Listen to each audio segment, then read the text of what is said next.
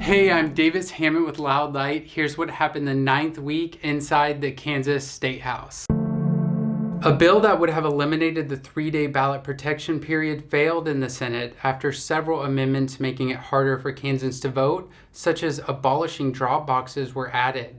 Senator Mark Steffen amended the bill to require hand counting to decide elections, which would require massive labor investments from counties, are known to be inaccurate, and cause significant election result delays. The amendments were so extreme that Senate President Ty Masterson passed on his vote and encouraged other legislators to vote against the amendment in order to save the original bill. The bill failed 18-22 in the Senate.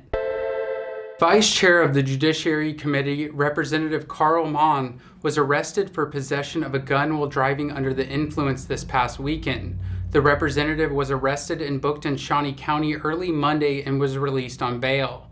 Mon now joins numerous legislators in recent years who have been arrested for a DUI during the legislative session and refused to resign from office. Kansans for Life's intrusive abortion reporting bill is making its way through the Kansas legislature. The bill, carried by Chair Brenda Landwehr, requires abortion providers to ask a list of non-medical questions in an attempt to, quote, make sure legislators are making the right choice for these women. Legislators continue to disregard the August 2022 election, where Kansans overwhelmingly voted to block legislators from infringing on the constitutional right to abortion. Despite hundreds of Kansans showing up and every major medical association in opposition, the House Health and Human Services Committee passed a bill that bans access to both medical and non-medical gender-affirming care for transgender youth, threatens Kansas medical professionals, and violates parents' rights. Chair Landwehr has received numerous criticisms for shutting down opponents while giving testimony, the lack of transparency in the legislative process, and for giving preferential treatment to bill proponents who promote incorrect medical information that is widely debunked. If the House passes the bill, the Senate cannot amend it and may only vote yes or no because Chair Landwehr used the controversial gut-and-go procedure to insert the bill language into a different bill that has already passed the Senate.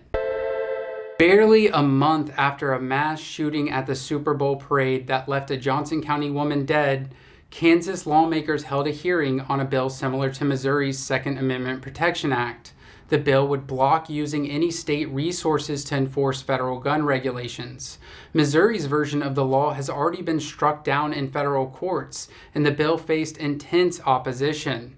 Every major law enforcement department in the state testified against the bill due to the vague language restricting their ability to seize guns and work with the federal government on operations. We are 2/3 of the way through session now, and usually that means fewer proposals are alive. But this week made clear that the historic norms of the legislative process and calendar are irrelevant. Monday, the League of Women Voters is hosting an advocacy day on voting rights.